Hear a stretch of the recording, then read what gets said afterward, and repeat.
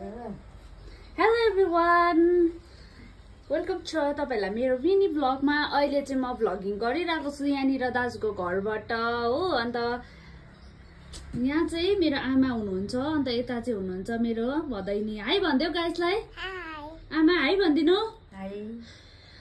अन्त चाहिँ मदर्स डेमा चाहिँ मैले केही पनि गिफ्टहरू दिनु पाएको थिइनँ नि त आमालाई चाहिँ हैन। अन्त त्यो भएर चाहिँ मैले सानो गिफ्ट ल्याएको छु है, आमालाई दिँदैछु। अन्त आमा र आमै नातिनी भएर चाहिँ आज इनबक्सिङ गर्ने हेरे गिफ्ट चाहिँ है, तपाईहरुलाई पनि देखाउँछु। एक्साइटेड भन न, बोलेर भन। तिमी एक्साइटेड छौ आमै? एक्साइटेड भनेको के हो नानी? खुसी छौ भनेको होला।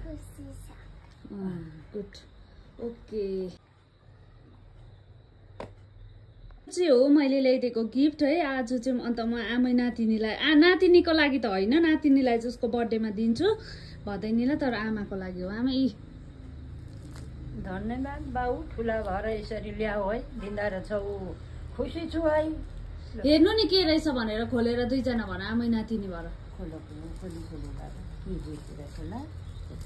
यहाँ चाहिँ अब अनबक्सिङ गर्नु हुँदैछ है, आमै नातिनीले अनबक्सिङ गर्नु हुँदैछ। के गर्छु दिन्छु अरे उसको उसमा बर्थडेमा मलाई चाहिँ दिएको अरे नि बहिनी।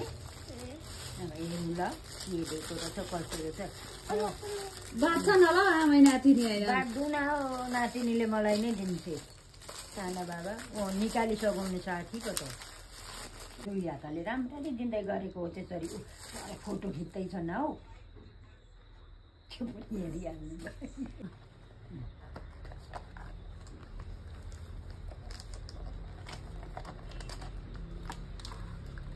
के रहेछ नानी? कसको लागि? अन्त खोइ आमाइलाई भन्दैन त केही।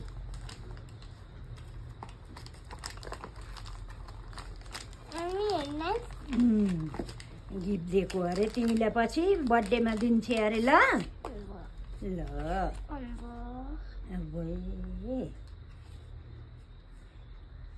लु के भन्न चाहनुहुन्छ?